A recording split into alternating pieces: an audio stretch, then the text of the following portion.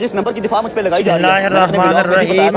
کہ 295 مجھ پہ جھوٹی السلام علیکم ورحمۃ اللہ وبرکاتہ۔ 295 کے اوپر فتویٰ دے دیا گیا۔ آج میں رجب بٹ کی جو سٹیٹمنٹ آئی ہے اس پر کچھ گفتگو کروں گا۔ میرے بھائیو، آج رجب بٹ جو ہے اس نے مکہ مکرمہ میں کھڑے ہو کر توبہ کی ہے اور اس نے اپنے گناہ کی معافی مانگی ہے۔ جو اس نے جرم کیا ہے اس کی وہ معافی مانگی ہے اس نے، اور اس نے کہا ہے کہ میں اللہ اور اللہ کے رسول کی بارگاہ میں توبہ کرتا ہوں۔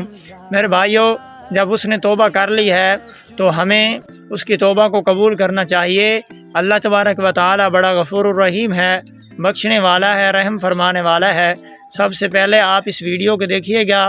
اس ویڈیو میں دیکھنے کے بعد آپ فیصلہ کریں آیا کہ اس شخص کو سزا دینی چاہیے یا نہیں۔